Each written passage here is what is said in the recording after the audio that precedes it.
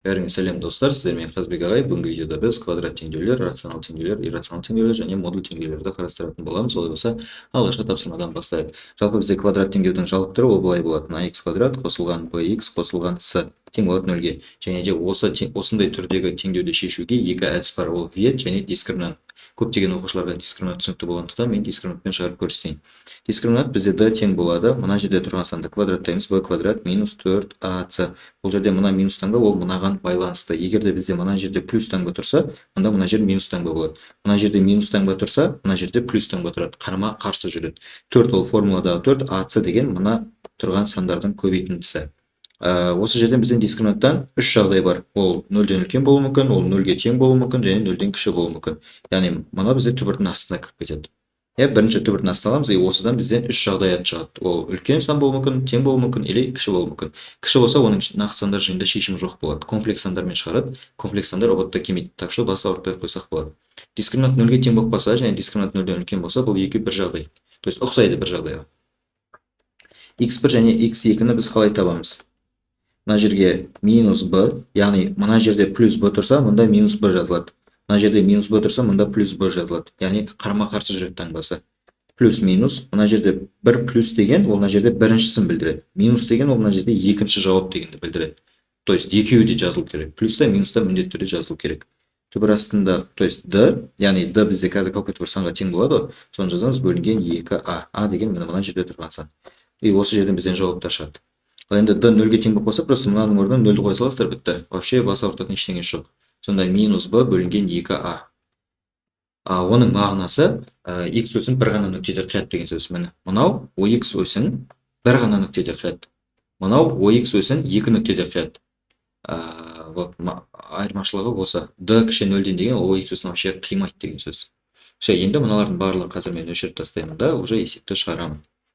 Сонда есепті шығаратын болсақ, неке бізде d тең болады минус 2-ні квадраттаймын 4. Жаңа айттым, мына жер минус болса, мұнда плюс жазылады. 4 көбейтілген 5 көбейтілген 7. 20-ны көбейтеміз 7-ге 140, 140-қа 4-ті қосамыз 144. Енді бұл бізде түбірдің астында болу керек. Сонда одан 12 шығады. Енді x1 және x2-ні табу ғана қалды. Мына жерде минус 2 болса, мұнда плюс 2 жазылады дедік. Плюс минус қойдық, бөлеміз. То есть қосамыз 12, бөлеміз 2 көбейтілген 5. 2 көбейту 5 деген ол бізде әрине 10-ды береді. Сонда бізде 2 жауап шығады. 14 бөлінген 10 және минус 10 бөлінген 10. Сонда бізде x1 тең болады екен 1,4-ке, яғни 14-ті 10-ға бөліп жібереміз.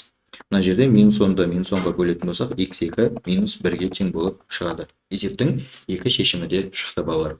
Келесі екінші есеп, мына дискриминантқа өте қатты ұқсайды, то есть квадрат теңдеуге ұқсайды. Бірақ біз бұған дискриминантты қолданбаймыз. Біз бұны қалай шығарсақ болады? Біз бұны шығару үшін мына жерден екеуінде де ортақ не нәрсе бар, соны жақшаның сыртына шығарып тастауымыз керек. Екеуінде де ортақ бізде x бар міне. Демек x-ті жақшаның сыртына шығарамын. Сонда менде 9x қалады мұнда.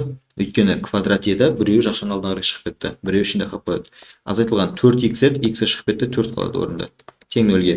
Әрі қарай мынаны жеке 0-ге теңестіре саламыз, бітті. Өте оңай. Сонда бізде x тең болады 0-ге, мына жерде 9x минус 4 тең болады 0-ге. Осы жерден 9x тең болады 4-ге, яғни былай қарай өткенде минус таңба плюс таңбамен барады. Осы жерден 4 бөлінген 9 болады бізде. Вот енді осы жерде біз бір нәрсені білуіміз керек. Егер де бізде осылай көбейтіліп, жіктеліп тұратын болса, онда тең 0 болса, әрқайсысын жеке-жеке 0-ге теңестіре саламыз. Егер де мысалы мына жерде тең 6, тең 9 деген секілді сандар болатын болса, ол же басқа әңгіме. Ол жерде 9-ға немесе 6-ға теңестіріп шығару деген ұғым жоқ. Олай шатаспаймыз. Тек қана 0-ге тең болса ғана екеуін жеке-жеке 0-ге теңестіріп кете береміз. Мысалы мынандай теңдеу болуы мүмкін.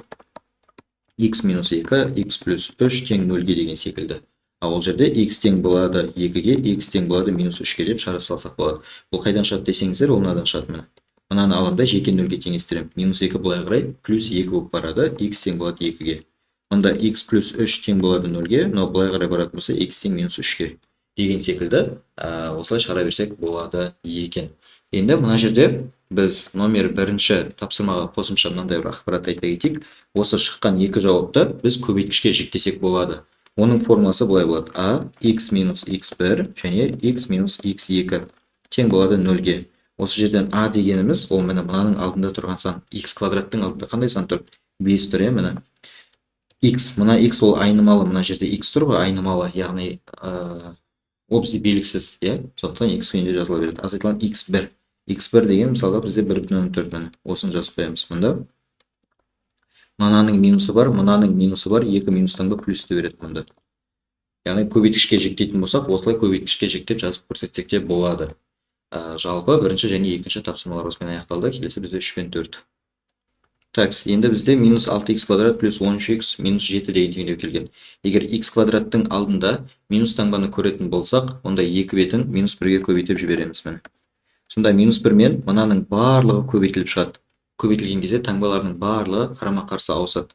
Мынау бізде плюс 6x квадрат болып кетеді, мынау минус 13x болып кетеді, мынау плюс 7 болады. Енді 0-ді минус 1-ге көбейтетін болса, ол 0-дің өзін береді. Болды, енді мынаға кәдімгі дәл бана дискриминантты шығара саламыз. d тең болады 13-тің квадраты, ол 169. Мына жерде плюс болса, мұнда минус жазылады дедім. 4 көбейтілген 6 және 7. Неке жаздық. Енді есептейміз. Мынадан бізден 168 шығады. 169-дан 168 азайтамыз 1. Түбірдің астынан ол 1 болып шығып кетеді. Енді x1 және x2-ні таба саламыз, бітті. Сонымен есеп шығады екен.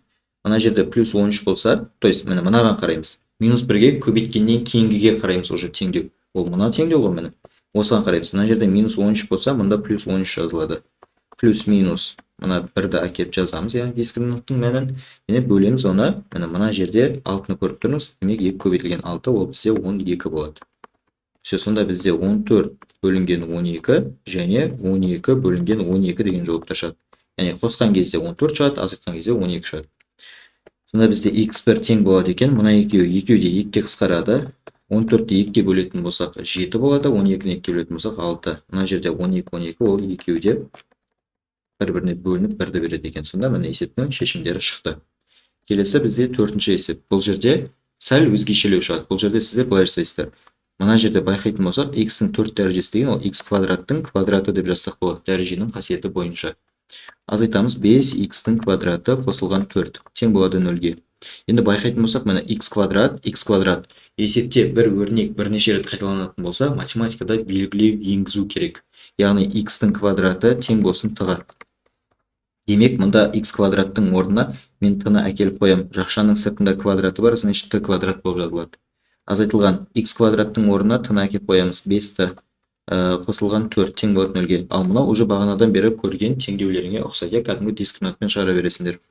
d тең болады, сонда бізде минус 5 квадраты 25 болады. Азайтылған, мына жер плюс болса минус болады дедік. 4 көбейтілген 1 көбейтілген 4, 1 қайдан келді? Мынаның алдында тұрған сан. Математикада көрінбейтін 1 бар. Түбір асты 9-дан бізден 3 шығады екен. Енді t1, t2-ні табамыз. t1 және t2. Сонда бізде 5, мына жер минус 5 болса, мұнда плюс 5 болып жазылады дедік. Плюс минус 3 бөлінген 2. Негізі 2 көбейту 1 2-ні береді, өйткені мына жерде 1 бар ғой, 2 мен 1-ді көбейтсек 2-нің өзі шығады. Сол үшін жазбай кетіп жатырмыз. 5-ке 3-ті қосамыз 8, 2-ге бөлеміз 4. 5-тен 3-ті азайтамыз 2, 2-ге бөлеміз 1. Енді бағанаға теңдеуді белгілеу енгізіп алған жерге келеміз, ол мына жер міне. Осы жерде x квадратты біз t-ға теңестірген едік та, бірақ t-дан бізден 2 шықты. Біреуі 4 болды, біреуі 1 болды. Енді екеуіне жеке-жеке теңестіріп аламыз сонда.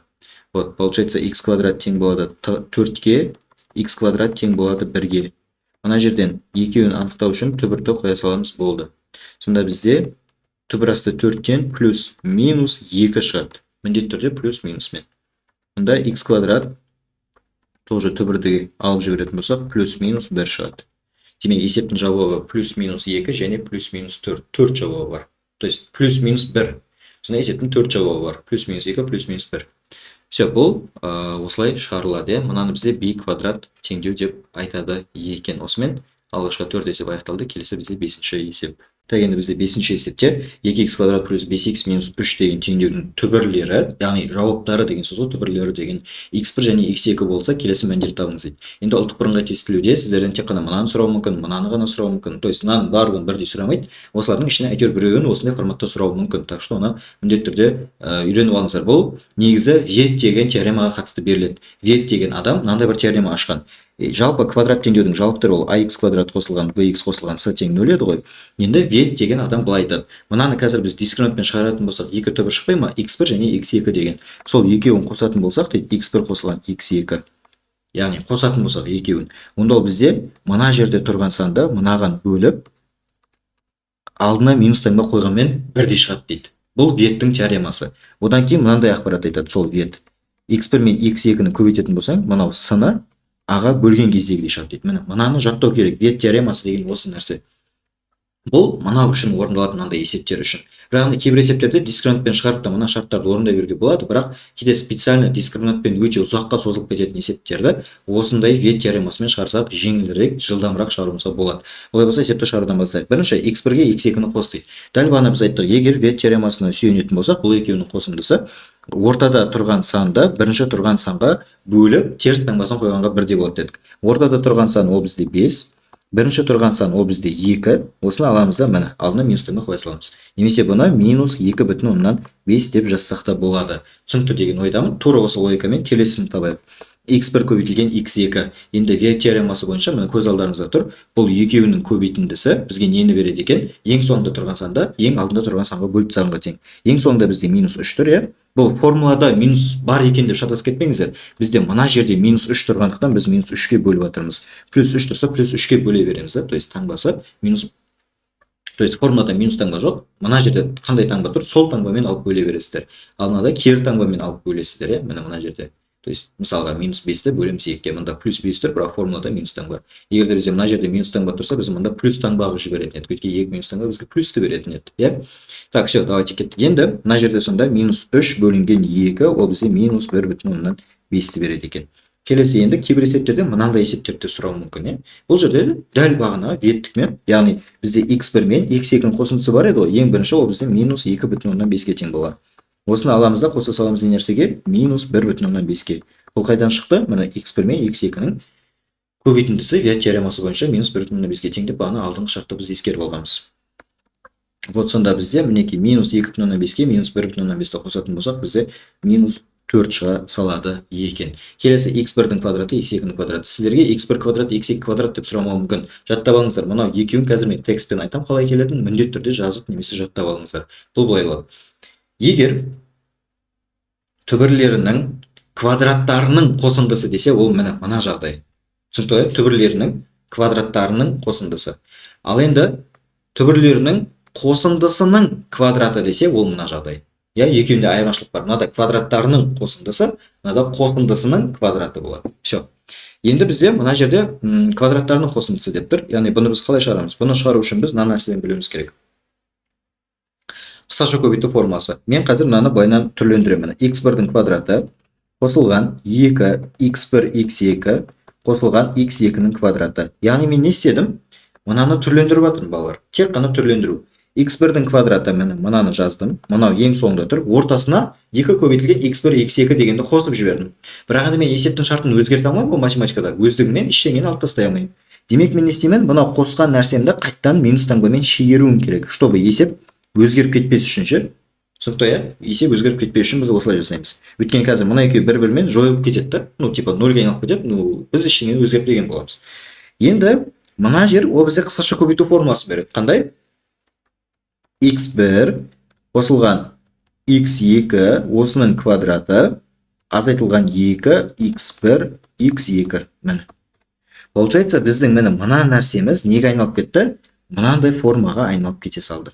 Болды, өте оңай. Вот осы жерден жай ғана есептей салады екенбіз. Сонда x1 қосылған x2, ол біздің жағдайда минус 4 болып шыққан бағана. Жоқ, өтірік айтам балалар. x1 мен x2-ның қосындысы минус 2,5 болып шыққан. Вот осыны мына жерге жазамыз. Минус 2,5. И осының квадраты. Азайтамыз. 2 көбейтілген. x1 мен x2-ның көбейтіндісі минус 1,5 болып шыққан еді. Минус 2,5-тің квадраты ол бізде плюс 6,125-ті береді. Мына екеуінің көбейтіндісі 3-ті береді. Я? Так, өз сіздерге көрінем екен, окей. 6-3-ті қосатын болсақ 9,125 шығады. Все, сонда есептің шешімі 9,125 деп жауап береді екенбіз. Ал енді мына жерде x1 қосылған x2-ның квадраты деп тұр. Бұл екеуінің қосындысын біз білеміз ғой. Бұл екеуінің қосындысы минус 2,5 болып тұр. Осыны аламызды жағына квадраттай саламыз, ол бізде 6,125-ті береді. Вот көрдіңіздер ма? Өте қызықты. Осында есептің түрлері де болады екен. Жақсы, келесі бізде 6-шы есеп. түбірлері минус 3 және 5 болатын квадраттық теңдеу құрастырыңыз дейді. Естеріңізде болса, біз бағана мына жерлерде, так, бұдай емес, мінекей мына жерде мына бір формуланы айтқанбыз. Көбейткішке жіктеу деген. Мына есепте тура соны біз қолданамыз. Сонда көбейткішке жіктейтін болсақ, мына x минус x1 және x минус x2 тең 0 дейтін формаға келтіре саласыздар, бітті. Бұл жерде x1, x2 деген мына екеуі. Сонда бізде мына x минус 3, я, және де мұнда x минус 5. 5-ің таңбасы плюс болғандықтан сразу қоя береміз. Енді мына жерде бізде x плюс 3 болып кетеді, 2 минус таңба плюсті береді. И мұнда, так, x минус 5 тең болады 0-ге. Жақшаны ашып жіберетін болсақ, мына x квадрат азайтылған 5x, яғни мынаны аламыз да, мына екеуіне бірден көбейтеміз. x квадрат және минус 5x болады. Тура сол, енді мынаны аламыз да, мына екеуіне бірден көбейтеміз. Сонда ол бізде 3x минус 15-ті береді. Тең 0-ге. Осы жерден x квадрат минус 2x минус 15 тең болады 0-ге. Мінекей. Түбірлері минус 3 және 5 болатын квадраттық теңдеуді құрастырдық. Келесі бізде 7-ші есеп. Енді бұл есепте байқайтын болсақ, бір есепте бір өрнек бірнеше рет қайталанып жатқанын көреміз. Y квадрат минус Y-тің квадраты, Y квадрат минус Y. Яғни, біз бағана естеріңізде болса, X-тің 4 дәрежесі деген теңдеуді шығарған едік. Естеріңізге сала кетейік, мінекей мына жерде тұр, 4-ші есепте. Осы жерде X квадрат 2 реттен қайталанғаннан кейін біз не істедік? Айнымалы енгізіп жібердік. Міне, мына жерде де тура сол әрекетті орындайды екенбіз. Сонда, міне, біз y квадрат минус y-ті теңестіріп аламыз қандай да бір t дейтін айнымалыға. Сіздер g-ға, q-ға, n-ға теңестіре берсеңіздер болады. Вот сонда енді мынаны орнына келіп қоятын болсақ, бізде t квадрат минус 8t тең болады минус 12. Байқап қарайтын болсақ, квадрат теңдеуге ұқсайды, Демек, мынаны бір бетке қарай жинақтап аламыз. Сонда бізде t квадрат минус 8t плюс 12 тең болады 0-ге. Енді осы жерден дискриминантпен шығарсаңыздар болады, немесе ветпен шығарсаңыздар да болады. Давайте мен ветпен шығарып көрсетейін. Ветті қолдану мынандай жағдайларда алдында бір дейтін коэффициент болса ғана ыңғайлы. Түсінікті, алдында бір дейтін коэффициент болса ғана ыңғайлы. Егер 2, минус 3, 7 деген сияқты бір сандар болатын болса, t квадраттың алдында, онда ветті лучше қолданбаған дұрыс. Ол кезде дұрысы дискриминантпен шығара беріңіздер. Ал егер өздеріңде сенімсіздеу болсаңыздар, жауаптың дұрыс емес екеніне, онда 100% дискриминантпен кете беріңіздер болады. Лучше миларыңызды ашпай қойыңыздар. Хорошо?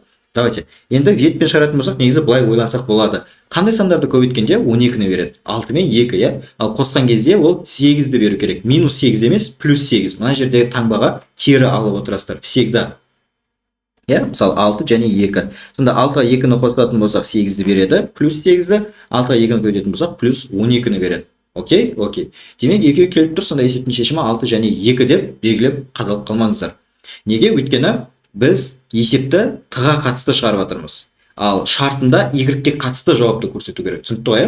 Демек, біз мынау 6 мен 2-ні қазір мына t-ның орнына қойып 2 теңдеу шығаратын боламыз.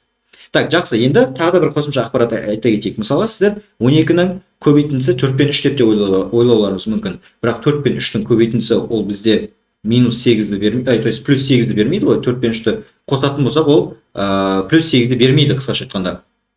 Сол үшін 4 пен 3-ті сызбайсыздар.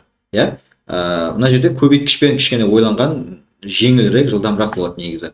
Сонда 6 мен 2-ні көбейтетін болсақ, ол бізде 12-ні береді, қосқан кезде минус 8 емес, плюс 8-бен ойланамыз тағы да. Егер мұнда плюс 8 болғанда, онда біз қосқан кезде минус 8-ді беру керек деп ойланушы едік. Сол үшін таңбасына мұқият қараймыз. Таңбасы кері жүреді. Міне, қосындының таңбасы кері жүреді. Шатасып кетпеңіз. Все, окей. Бұмен ешқандай сұрақ жоқ деген ойдамын. Енді теңдеудің өзін қалай шығарамыз? Y квадрат минус Y дейміз да, бұны алып 6-ға теңестіреміз бірлет. Және Y квадрат минус Y дейміз да, бұны алып 2-ге теңестіреміз. Бұлар қайдан шықты десеңіздер, мына жерден шығып жатыр. Бізде t-дан екеу шықты ғой, біреуі 6 болды мұнда, біреуі 2 болды. Аламыз да, жеке-жеке теңестіре саламыз, бітті. Енді мына жерде 2 кәдімгі квадрат теңдеу тұр, осын шығарсақ бітті, есеп шығады. Сонда мына жерде Y квадрат минус Y минус 6 тең болады 0-ге. Мына жерде екеуінің көбейтіндісі минус 6-ны береді. Мына жерде таңба қандай? Тура сол таңбамен ала бересіздер. Көбейтіндісі минус 6-ны беретін қандай сандар бар? Ол бізде 3 пен 2 бар, Енді осының біреуі минус болу керек. Енді қайсысы минус болу керек деген кезде, мынаның алдында тұрған санға қарайсыздар. Бұл жерде бізде минус 1 тұр, бірақ енді біз ойланған кезде оны кері таңбамен ойланамыз дедік. Яғни қосындысы плюс 1-ді беру керек. Ол үшін мынаның алды минус болса жеткілікті. Өйткені біз 3-ке минус 2-ні қосатын болсақ, плюс 1 шығады ғой. Немесе менді ашпа дейтін болсаңыздар, жай ғана дискриминантпен кете беріңіздер, болды. Просто бұл қосымша бір ақпарат қой сіздерге.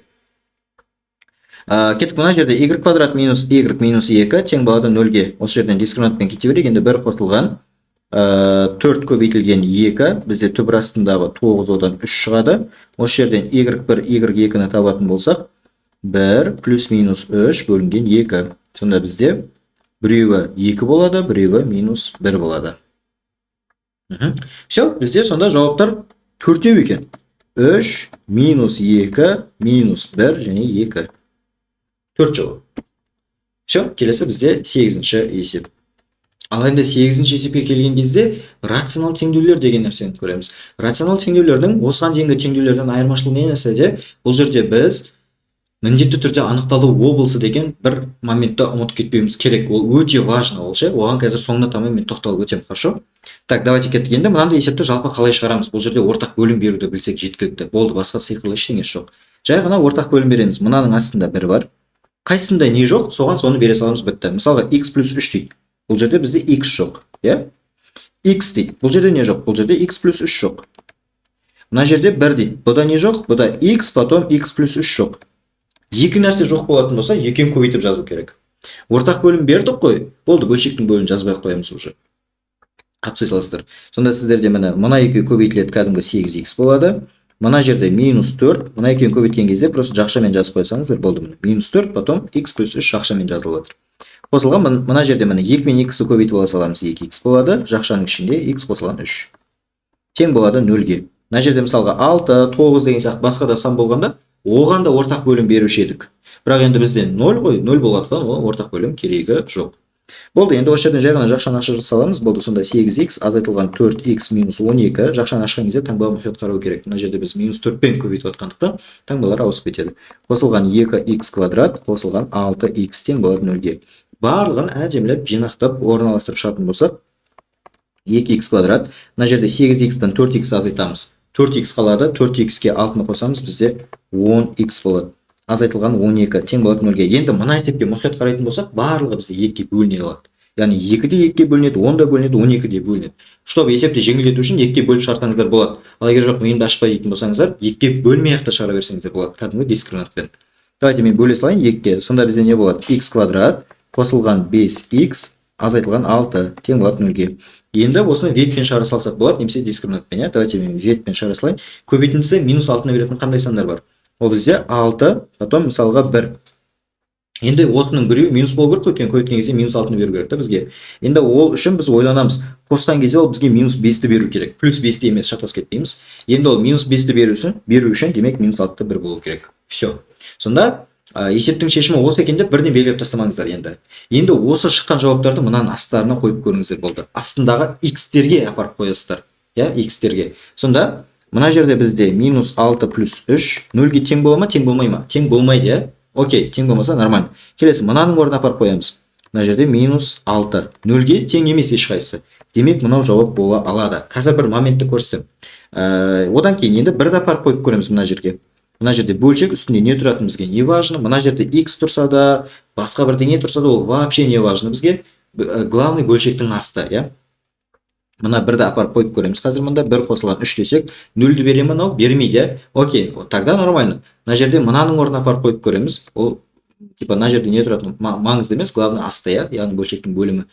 X-ның орнына мына бірді апарып просто 1 болады, 0-ге тең емес, значит бұл да дұрыс жауап болады. Ал енді қараңыздар, мысалға бізде типа мысалға мына жер айталық мысалға x минус 1 болып қалды, я? Я просто елестетіп көріңіздер, теңдеудің шарты, и осындай жауаптар шықты, и так далее, анау мынау, и бізде x минус 1. Енді біз қазір мысалға 1-ді апарып мынаның орнына қоятын болсақ, мына x-тің орнына, онда бізде былай болады. Мына жерде не тұратын маңызды емес, 1 азайту 1 болып қалады міне. Типа мынаның орнына 1-ді апарып қойғанда. Сөйтіп бізде ол 0-ді беріп қалады. Осындай жағдайда сіздер мынаны бүйтіп сызып тастауларыңыз керек. Яғни бөлшектің бөліміндегі x-тің орнына мынау нүктені апарып қойған кезде түбірді, яғни мынау минус 6 1 деген жауаптар шықты ғой. Осы жауапты x-тің орнына бөлшектің бөліміндегі x-тің орнына апарып қойған кезде ол сіздерге 0-ге айналып кете алатындай болса, тогда оны жауапқа белгілемейсіздер. Нені белгілейсіздер? 0-ге тең болмайтын жағдайын белгілейсіздер. Хорошо? Осы нәрсе өте важно. Ол өте күрделі есептерде әсіресе көп кездеседі. Енді математикада негізі оны былайынан да ескеріп кетеді. Қараңыздар. Такс. Математикада оны былай ескереді міне. Мына бөлшектің бөлімде нені көріп тұрмыз, соны аламыз. Ол x плюс 3 тең емес 0-ге деуіміз керек болды. Осы жерден x тең болмау керек минус 3-ге. Кәдімгі тең белгісі секілді, соған кері амал ғой, тең болмау керек деп тұр бізге. Болды. Одан кейін тура солай, мысалы, мына жерде бізде просто x еді ғой. Енді минус 1 дегенде өзім қолмен енгізіп жібердім жаңа. Сіздерде сұрақ туындауы мүмкін, мынаның астына неге қоймадық деген. Мен жаңа мұқият айтқам. X-тің орнына ғана қойылады, санның орнына қойып, қаша жасаудың қажеті жоқ. Мына жерде x тең болмау керек 0-ге міне. Мынаның анықталуы болса, ол мынау тұр міне. И расында да, мінекей, осы екеуі. Сіздерде енді мысалға мына жерде 3 деген жауап шығып қалса, онда бұны белгілемейтін едіңіздер. Неге? Өйткені ол мынаумен бірдей болып тұр да, сондықтан оны белгілемеу керек жауапқа. Белгілесеңіздер қате болады. Ал енді біздің жағдайда барлығы анықталу облысына сәйкес келіп тұр, яғни минус 6-та 1, мына жақта минус 3 пен 0, уже типа нормально бізде барлығы. Демек екеуін де жауапқа белгілейміз. Зато көп жауаптықта келетін болса, 2 балда сіздерге беретін болады. Осындай рационал теңдеудің тақырыбы келесі бізде 9-шы есеп. Рационал теңдеуге қатысты есеп келген бұл жерде де. Енді ортақ бөлім берген кезде мұқият назар аударайық. 3, мысалға x квадрат минус 16. Рационал теңдеулерді қысқаша көбейту формасын білмейтін болсаңыз, лучше бірінші қысқаша көбейту формасын жаттап алыңыз, сосын барып оқыған дұрысырақ негізі. Вот, мына жерде x квадрат минус 16 деген қысқаша көбейту формасымен ол x квадрат, то есть x минус 4, x плюс 4 болып жіктеледі. Мұнда 2x минус 4 тең болады, мұнда 1 x плюс 4. Енді қайсында не жоқ, соған соны көбейтеміз. Мына жерде x минус 4, x плюс 4. Мына екі бөлшектің астындағының екеуі де мынада бар да уже. Значит, бұлай ештеңе көбейтпейміз. Ештеңе көбейтпейміз деген ол 1 деп те кейде оқушылар айтып жатады. Окей. Енді мынаған қарайық. Бұның астында не жоқ? X плюс 4 жоқ міне. Міне мынаған бердік. Мынаның астында не жоқ? X минус 4 жоқ міне. Осыған бере саламыз. Енді сонда жазатын болсақ, бізде міне ортақ бөлім бердік қой барлығына. Уже бөлшектің бөлімі керек жоқ. Мына жерде 3 пен 1-ді көбейтеміз. 3 болады, азайтамыз. Мына жерде 2x қосылған 4 міне. Міндетті түрде жақшамен жазыңыздар. Басқалай жағдайда шатасып кетесіздер. Тең мына жерде мына x минус 4. Мына жерде енді 1 болғандықтан просто өзін жаза салдық бірденен. Бірақ алдында минус таңба тұрса, тогда жақшамен жазу керек былайынан. Өйткені таңба ол әсер етеді. Әсер етеді, жостық әсер етеді, сіздер қадалып қаласыздар. Так что бірінші мына жерде минус таңба тұратын болса, жаңа мен көрсеткендей етіп жазыңыздар. Енді жақшаны ашатын болсақ, мына жерде 2x минус 8, мынада да минус таңба тұр, жақшаны ашқан кезде ол әсер етеді, ұмытпаңыздар. Мына жерде x минус 4. Енді барлығын бір жаққа жинақтап алатын болсақ, мұна былай қарай минус таңбамен барады, минус x, былай қарай өткенде плюс 4 болып барады. Тең 0-ге. Енді ұқсас мүшелерді біріктірейік міне. Мына жерде минус 2x, минус x, екеуі бізге минус 3x береді. Сандарды қарайық. 3 азайтылған 8, минус 5, минус 5 плюс 4, ол минус 1, тең болады 0-ге. Осы жерден x, яғни минус 3x тең болады 1-ге, x тең болады 1 бөлінген 3, алдында минус таңбасы бар. Мұнаныкі ұмытпаймыз. Мұнда біздің x-іміз минус 3-тен 1-ге тең болады. Енді осыны аламызда тексеріп көреміз. Біз дұрыс шығардық па, әлде қате шығардық па? То есть анықталу облысында болсан жата ма, жатпай ма деген нәрсе ғой. Орнына қойып, мына жерге тексере саласыздар, болды. Егер тексеретін болсақ, минус 3-тен 1, мына екеуіне де нормально, ешқандай нәрсе 0-ге айналмайды, так что бұл жауап бола алады. Я болмаса математикалық тұрғыда тексеретін болсақ, мынаны аламыз. Тең емес 0-ге. Осы жерден x тең болмау керек 4-ге. Тура солай мынаны аламыз. X плюс 4 тең болмау керек 0-ге. X тең болмау керек минус 4-ге. Мынаумен де тексеруге болады. Разница жоқ, мына всеки тексере салыңыздар. Тең емес 0-ге, x квадрат тең емес 0-ге, то есть 16-ға, я. X тең болмау керек плюс минус 4-ге. Деп, негізі мынаны шығарып береді ғой, бұл ше. Бірақ енді миланызды ашып тоқайын, ол үшін тексере беріңіздер, барлығын артық етпейді.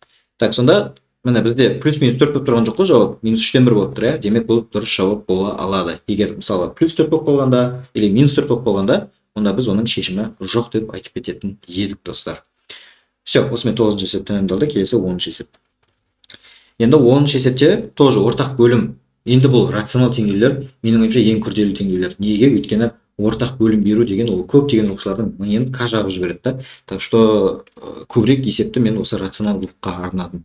Так, давайте кеттік. Енді мына жерде 2 бөлінген x қосылған. Мына жерде енді байқап қарайықшы, x квадрат және 4x тұр. Екеуінде не бар? X бар ғой. Осындай моменттерді мұқият қарау керек, достар. Осындай моменттер ол өте важны математикада. Екеуінде де мысалы x бар. Осыларды көріп үйренсеңіздер, по идее математика негізі оңай. Мен қазір не әрекет жасадым? Мынаның екеуінде де x болғандықтан оның x-ін жақын сыртына шығарып жібердім. Естеріңізде болса, видеоның басында екінші есепте тура осындай әрекет жасағанбыз. Мынау соған өте қатты ұқсайды. Просто біз бөлшектің бөлімінде сол нәрсені жасап отырмыз. Мына жерде міне мынада x бар, мынада да x бар. Жақшаның сыртына шығардық. Жақшаның ішінде өзі x квадрат еді. Оның бір x-ін жақшаның алдына қарай шығарып жіберетін болсақ, жақшаның ішінде бір штук x-і қалып қояды. 4x еді, x-ін шығарып жібердік, орнында 4-і қалады. И потом мына жерде x квадрат қосылған 8 тең болады, мұнда 6x минус 4. Енді қарай, қайсында не жоқ, соған соны береміз. Мына жерде x дейді. Мына аяқтарға қарайтын болсақ, бұда x минус 4 жоқ міне. Мына жерде x та тұр міне, мына x та тұр, и мұнда x минус 4 те тұр. То есть екеуі де бар да. Вот сондықтан бұған просто бірді бере саламыз, бітті. Ал мынада x минус 4 дейді. Бұда не жоқ, бұда x жоқ. Болды, осы ғана. Енді әрі қарай 2, мына жерде x минус 4, потом қосылған x квадрат плюс 8. Мына жерде минус таңба болғанда, достар, онда біз мынаны бүйтіп жақшамен жазушы едік. Тағы да айтам, таңба ол өте важно. Шатастыңыздар ма? 180 градусқа есеп бұрылады. Так что минус таңба қай жерде көрдіңіздер? Всегда жақшамен жазып отырсаңыздар, супер. Тең болады, мұнда енді 6x. Все, ортақ бөлім бергеннен кейін, оның бөлшектің бөлімін жазбаймыз да, барлығын бір жаққа жинақтап ала саламыз, бітті. Мына жерде бізде 2x азайтылған 8 болады, қосылған x квадрат, қосылған 8 азайтылған 6x тең болады 0-ге. Мына бізде x квадрат, мына жерде 2x минус 6x, минус 4x береді, минус 8 плюс 8 жойылады. Мына жерде екеуінде де бізде x бар, жақшаның сыртына қарай шығарып жібере саламыз. Таңбадан шатасып кетпесеңіздер болып, достар. X тең болады 0-ге мына жерде, потом x минус 4 тең 0-ге, осы жерден x тең 4-ге міне. 0 және 4 деген жауаптар шықты. Енді аламыз да, осыны мына x-ардың орнына қоя аламыз ба? Мынаның орнына мен қазір 0-ді апарсам, көрдіңіздер ме, уже 0 болып қалды. Демек, мынау жауап емес, достар. Окей? Мынау жауап емес, сразу сызып. Енді әрі қарай, осыдан соң мына 4-ті алып тексеріп көреміз. Мына 4-ті аламыз да мынаның мысалға, мынаның орнына қойсақ нормально. Енді мынаның орнына қойып көрейік. Мынаның орнына 4-ті қойсақ 16-ны береді. Мына жерге 4-ті қойсақ, мына екеуі көбейтіліп, бұл да 16-ны береді. 16-дан 16-ны азайтсақ, мына жер 0-ге айналып кетті уже. Демек, мынау да жауап бола алмайды. Қара, бізде екі жауап шығып еді, екеуінде біз x-ның орнына қоя алмаймыз. Демек, бұл жерде жауап бос жиын, немесе кейбір оқулықтарда ашық жиын деп аталады. Вот, жауап осындай болады міне. 0 и бүйтіп үстін сызып Сатурн деп кейде приколстап айтады. Вот осындай жауап. Немесе сіздерде былайынан да көрсетілуі мүмкін. X тиісті дегенге ұқсас белгі бар. Ол керісінше тиісті емес дегенді білдіреді. Үстін сызып болса. Былайынан. Нақты сандар жиында бұның жауабы жоқ дегенді бізде не істейді екен білдіреді екен, құрметті достар. Вот осымен 10-шы есеп аяқталды. Келесі бізде 11-ші есеп. Енді бұл есептеше мұқият назар аударатын болсақ, мына өрнек мына жерде де қайталанып отыр ғой, көрдіңіз ба? Демек біз бұл жерге не істейміз? Міндетті түрде белгілеу енгіземіз, болды. То есть белгілеу енгізбей де шығара беруге болады, без проблем. Жаңағыдай ортақ бөлім мынаған беріп, мынаған беріп шығаруға болады, қате емес. Просто мынандай нәрсе болады да, ол ше. Ал бізге математикада лажы барынша кішкентай нәрселермен жұмыс жасаған тиімдірек, оны мен айтпасам да білесіздер. Так что осындай бір моменттерді көрдіңіздер ма? Білу керек. Қазір сіздерге үй тапсырмасы беріледі. Үй тапсырмасында мен барлығын осы видео сабақта айтып жатырмын. Қай есеп қалай шығарылатынын барлығын қазір мен айтып жатырмын. Так что мұқият тыңдап алсаңыздар, берілген 30 есептің барлығын сіздер дұрыс шығара аласыздар. Просто осы видеоны мұқият тыңдап шығу керек и все. Давайте кеттік, енді бастайық.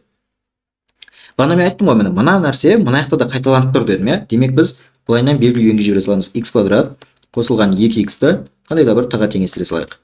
Сонда бізде 12 бөлінген т азайтылған, мұнда 3, мұнда т минус 2 тең болады 1-ге. То есть қараңызшы, енді мысалға мен мынаумен мына екеуіне ортақ бөлім бергенге қарағанда, мына екеуіне ортақ бөлім бергенім әлдеқайда оңай. Мынаған аламда т минус 2-ден бере салам. Кейде вунтеркиндтер болады, мына жерге бүйтіп минус 2-ні қойып қоятын.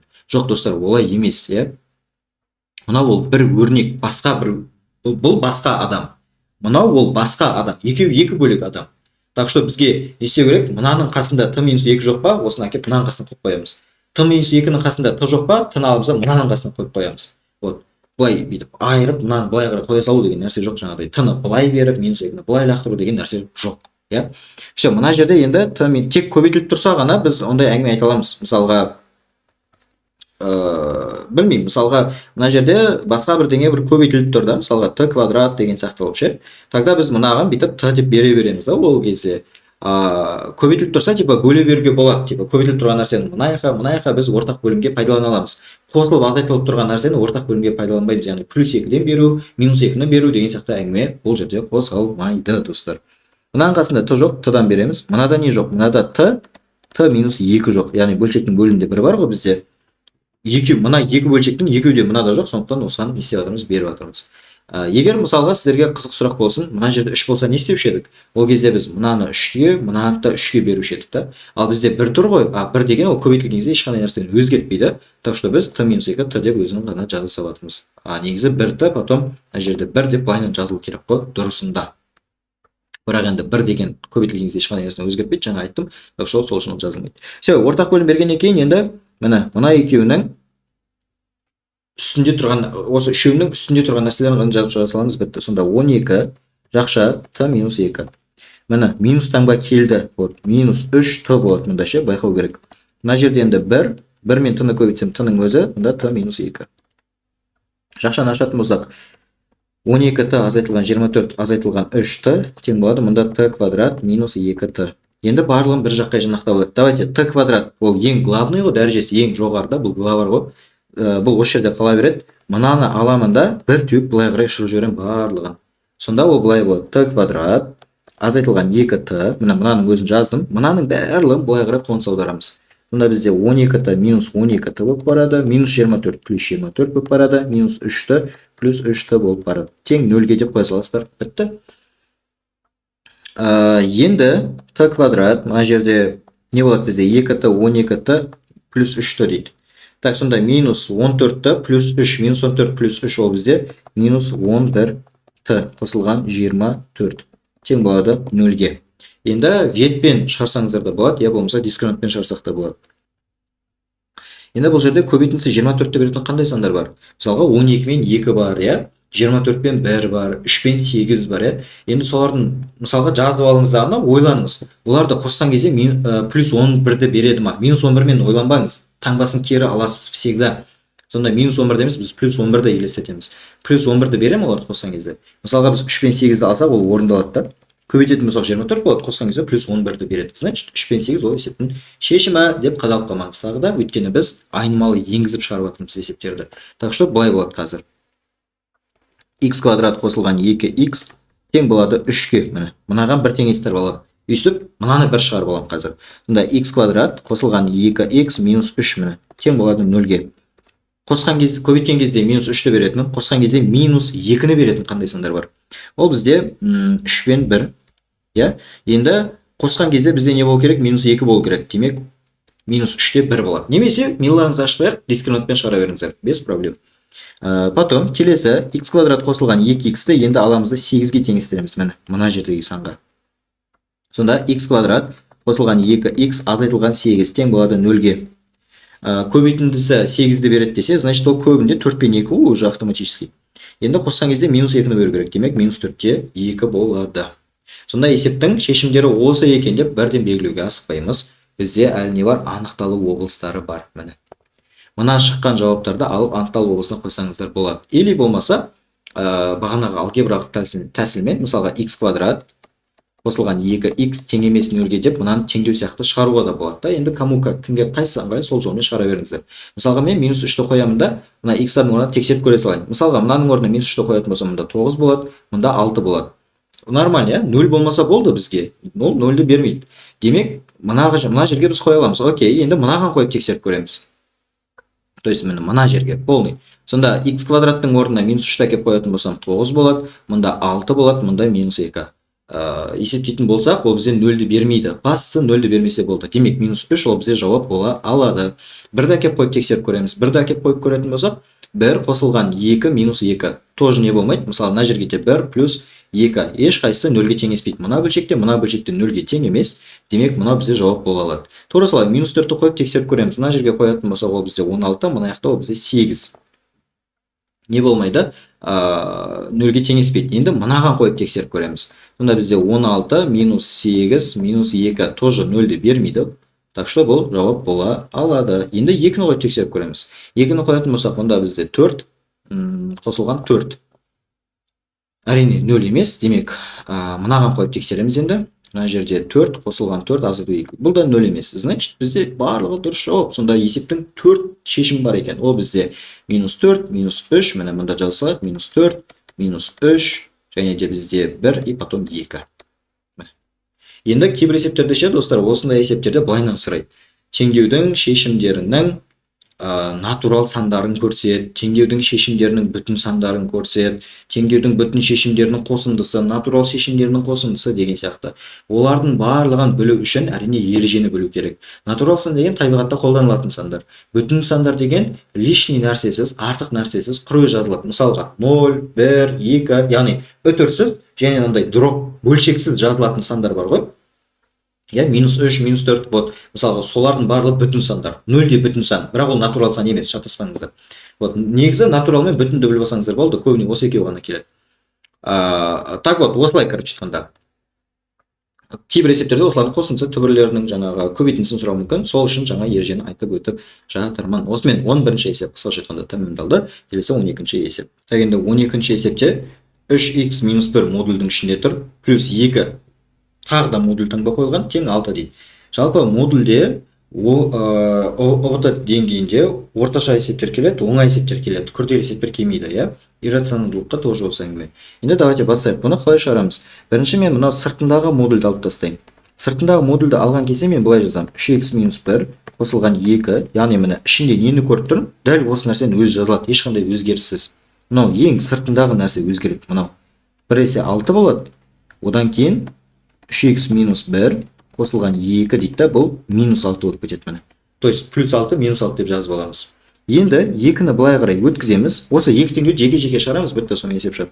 Мына жерде 3x - 1 тең болады. Енді 6, мына жерде +2 ғой, иә, ол былай қарай барғанда -2 болып бармай ма? Сонда 6 азайтылған 2, 6-тан 2-ні азайтатын болса, ол 4. Қайттан міне модуль теңдеуге тап болдық. Енді тағы да жаңағы логиканы қосамыз. Сонда мына модуль таңбаны алып тастайтын болсақ, ішінде нені көріп тұрмыз? Өзгеріссіз, дәл сол нәрсе өзі жазылады да, сыртындағы нәрсе өзгереді. 1 есе 4 болады, одан кейін 3x - 1 дейді тағына -4 болады, болды. Жаңа мысалы 6 -6 деп жаздық қой, дәл сол нәрсе сияқты ғой. 1 есе 4 болады, одан кейін -4 болады. Осы жерден 3x тең болады, міне -1 былай қарай плюс 1 болып барады. Сонда 4-ке 1 қосылады, 5. Осы жерден x табатын болсақ, ол 5 бөлінген 3 болады, мінекей. Келесі, мына теңдеуін шығарамыз енді. Бұл жерде -1-ді былай қарай өткізетін болсақ, 3x, мына жерде -4 плюс 1 болады, ол бізде -3. Осы жерден x, ол бізде -1-ді береді. Яғни -3-ті 3-ке бөлеміз ғой.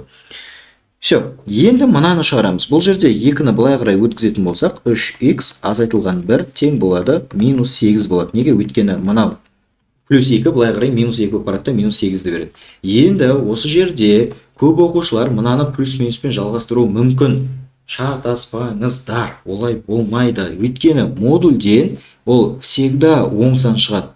Всегда оң сан шығады, плюс сан шығады бұдан, всегда.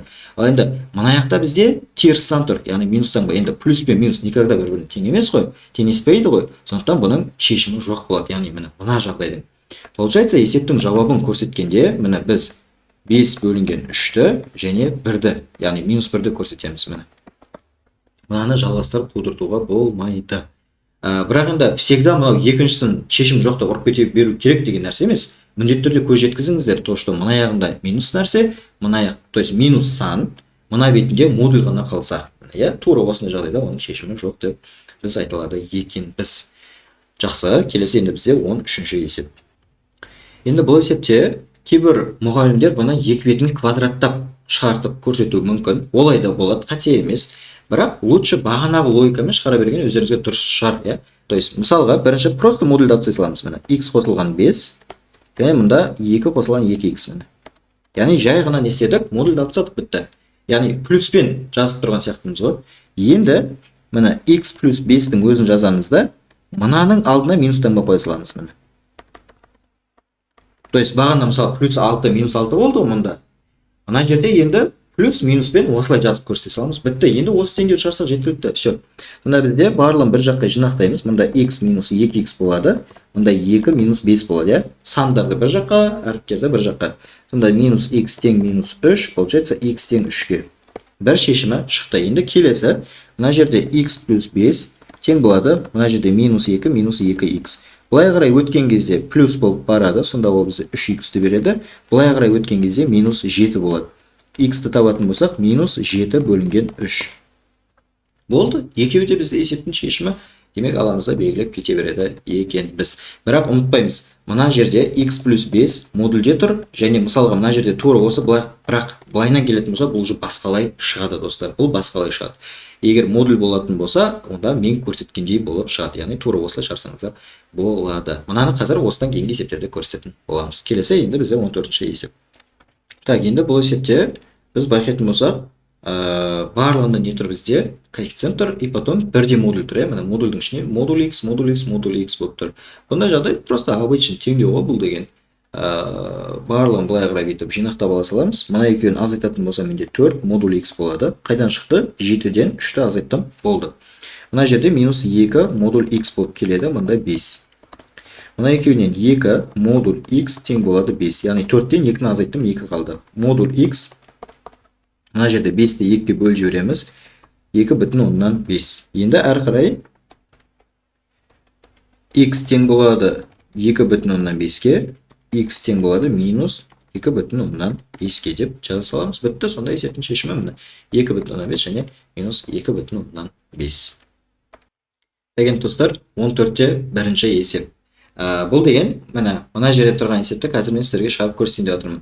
Яғни мысалға мына жерде x плюс 5 тең, потом модуль, осылай тұр ғой. Ал енді мына есепке қарайтын болсақ, тура, в принципе, сандары бірдей, бірақ уже мына бір бөлігінде модуль жоқ. Вот, осындай есепті қалай шығарамыз деген сұрақ. Бұндай есепте де біз міндетті түрде былай жасаймыз міне. Бірінші, мынау қараңыздар, осыны мұқият тыңдап алыңыздар, бұл өте маңызды ақпараттар. Мына жерде x қосылған 5, бірінші үлкен 0-ден деп аламыз. Міндетті түрде. Бірінші 0-ден үлкен деп алыңыздар. Сосын, мынаны былай қарай өткізетін болсақ, не болады? X үлкен минус 5-тен деген нәрсе шығады мінекей. Енді мынаны 0-ден үлкен деп алған кездеше, мынау қалай бар? Тура солай ақша саласыздар, бітті. Ешқандай өзгеріс жоқ. Тупы модульді атсаймыз, бітті. Қандай жағдайда? Мына жерде 0-ден үлкен деген жағдайда. Сонда бізде x қосылған 5 тең болады 2 қосылған 2x. Болды, осы ғана. Енді барлығын бір жаққа жинақтаймыз. Сонда бізде x минус 2x тең болады 2 минус 5. Осы жерден минус x тең минус 3, x тең болады 3-ке. Енді аламыз да осы жауапты мынаның орнына қойып тексеріп көреміз. Мына жерге. Яғни 3 үлкен минус 5. Мынау дұрыс па, қате ма? 3 минус 5-тен үлкен ба, үлкен емес па? Әрине үлкен. Яғни бұл дұрыс. Дұрыс болатын болса, мынау жауап бола алады. Дұрыс емес болса, онда ол жауап бола алмайды. Айырмашылығы осы ғана, бітті. Енді екінші қадамда не істейміз? Екінші қадамда мына x қосылған 5. Енді біз бағана үлкен 0-ден деп алдық қой. Енді кіші немесе тең 0-ден деп аламыз. Кіші немесе тең 0-ден. Осы жерден x кіші немесе тең минус 5-тен. Ал енді бұл кіші болатын болса ше, достар, мына кіші деп екінші қадамда алдық қой. Мынаның алдына минус таңбасын қойып аша саламыз, бітті. Сонда бізде x қосылған 5 не болады? Кіші, кешірім сұраймын. X қосылған 5 тең, минус таңба, мына 2 қосылған 2x. Мінекей. Вот бұл осылай ашылады. Енді x қосылған 5 тең болады екен, минус 2, минус 2x. Санды бір жаққа, әріпті бір жаққа лақтырып саламыз. Мұнда 3x тең болады, мұнда минус 7. x тең болады минус 7 бөлінген 3. Енді осыны аламыз да, достар, мынаумен салыстырып көреміз мені. Минус 7 бөлінген 3 деген сөз ол қанша болады ол? Так, жоқтамай қойып, араласанға келтіре салайық. Араласан бойынша ол минус 2,3-тен 1 мені. Демек салыстырамыз. Минус 2,3-тен 1 мен минус 5. Мына шарт дұрыс па, қате ма? Әрине қате. Мына жерден дұрысында бұлай болу керек емес па? Демек, мынау қате болса, онда мынау не болмайды, жауап болмайды. Значит, мына есептің жауабы ол бізде тек қана минус, тек қана 3 қана болады. Мына жерде бізде 3-ті жауап ретінде аламыз еді қой. Вот осы ғана жауап болады. То есть көрдіңіздер ме? Сонда мына екеуінің айырмашылығы неде екен? Модуль болатын болса, біреуіне плюс 5, минус 5-ті қоямыз да, қандай жауап тұрады? Екеуінде бірден белгілеп кете береміз.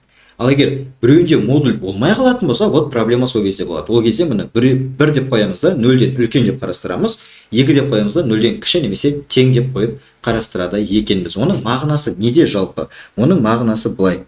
Міне x плюс 1, немесе давайте осы x плюс 5 пен де түсіндіре берейінші. модульдің ішінде тұр да достар. Енді сіздерге айтсам, мына x үлкен, мына жерде мына шартты айтып жатырмын, минус 5-тен міне. Вот осы жерде былай болады. X минус 5-тен үлкен любой бір санды айтамыз. Міне минус 5-тен үлкен любой сан. Мысалға 100 минус 5-тен үлкен ғой. Мынаның орнына қойып тексереміз. Қандай сан шығады? Оң сан шыға ма, теріс сан шыға ма? Оң сан шығады. Оң сан шығатын болса, модульдің ережесі бойынша мынаны жай ғана алып тастай саламыз, бітті. Сонда ол бізде просто x плюс 5 болады да. Яғни таңбасы өзгермейді дегеннің себебі осы, балалар. Ал енді қараңыздар. X кіші минус 5-тен. Бізде модуль мына x плюс 5 тұр. Яғни минус 5-тен кіші сандар. Мысалға минус 10 бар, минус 100 бар, минус миллиард бар. Бұлардың барлығы минус 5-тен кіші сандар. Вот сонда мынаның орнына әкеп қояйық, мысалы минус 10-ды әкеп қояйық. Демек модульдің ішінде минус 5 болып тұр. Ал енді модульді алып тастайтын болсақ, онда бұның алдына біз минус таңба қоюымыз керек, міндетті түрде. Мынаны бейтіп модульге айналдырасыздар да, бірақ алдына минус таңбасын қойып жіберулеріңіз керек. Міндетті, шатастыңыздар ма, қате болады. Сонда екі таңба бізге плюсті береді, міне былайынан шығып кете салады. Вот, бұл бізде модульдің ережесі. Мына жерде біресе плюспен ашылады, біресе минуспен ашылады дегеніміз осы, балалар. Жалпы бұл мына жердегі ақпараттар бұл теңдеуде қолданылмайды көбіне. Бұл бізде өрнектерді ықшамдауда қолданылады. Мен сол үшін сіздерге қосымша информация ретінде айтып жатырмын. Ондай есептер ОБТ-да келген. То есть мен просто миларыңызды ашып отқан жоқпын. Бұл ОБТ-да кәдімгідей келген осындай есептер, так что бұны да міндетті түрде біліңіздер. Жалпы осы келесі енді бізде 15-ші есеп. Енді 15-ші есепте мынандай формаға келтіру керек. Түбірдің астында fx тең какой-то бір любой бір деңгейге. Любой бір деңгей. Яғни түбір астында fx ол бір жерде қалу керек, құр өзі болды. Яғни мен мынаны ұстап қалуым керекпін ғой бір жағында. Ал ол үшін мен не істеймін? 13-ті былай өткіземін. Сонда ол менде минус, мына жерде көп оқушылар мынаның минусын тастап кетеді. Алдындағы таңбасымен міндетті түрде жазуымыз керек. 2, мына жерде 5 қосылған x тең болады. 13-ті былай қарай өткізетін болсақ, 1-ден 13 азайтылады, минус 12. Минус 2-ні минус 12-ге бөлеміз, бізде 6. Сонда міне модуль 5 қосылған x тең болады 6-ға. Минус 12-ні минус 2-ге бөліп жатырмын, достар. Минус 12-ні минус 2-ге бөлдім, плюс 6 шығады. Енді міне келтірдік қоя, міне түбірдің астында fx тең любой бір деңгейге. Сан ба, әріп па, не важно, әйтеуір келтіріп алсақ болды. Біз келтіріп алдық сондайға. Осыдан кейін былай жасаймыз міне. Мында кішкене үлкенірек қылып жазайыншы, давайте қазір. Мынаны алып, мында бүйтіп қойып алайын. Мінекей қараңыздар. Осы жер өте маңызды. Математикада мына жерде бізде көрінбейтін 2 бар. Мынаны жалпы квадрат түбір деп сол үшін айтады. Не үшін? Мына жерде 2 деген дәрежесі болғаны үшін. Бірақ ол математикада көрінбейді. Бұл жерде 1 болмайды. Уже 2-ден бастап былай қарай 2, 3, 4, 5 деген сияқты натурал сандар қойылады. Қайда? Мұнда міне. Вот, осыны ұмытқамаңыздар. Сонда мына жерде көрінбейтін 2 тұр. То есть ештеңе жоқ болса, значит 2 бар деген сөз. 3-тен бастап ол жазылады. 3 болады, мұнда 4 болады, мұнда 5 болады. Осы бұлар жазылып көрсетіледі. Ал 2 ол көрсетілмейді. То есть ештеңе жоқ болса, значит 2 бар деген сөз. Біз осы 2-ден құтылу үшін, значит 2 бетін квадраттаймыз міне. Егер мына жерде куб болғанда біз 2 бетін кубтаушы едік та. Вот біздің жағдайда көрінбейтін 2 бар, сондықтан 2 бетін квадраттаймыз. Сонда ол бізде 5 қосылған x тең болады 36-ға. Осы жерден x тең болады, 5-ті былай қарай өткіземіз, 36-тан 5 азайтылады, 31 болады. Міне. Енді бірден жауапты белгілеп тастамаймыз. Мынаның орнына қойып тексеріп көреміз. Түбірдің астында 5 қосылған 31.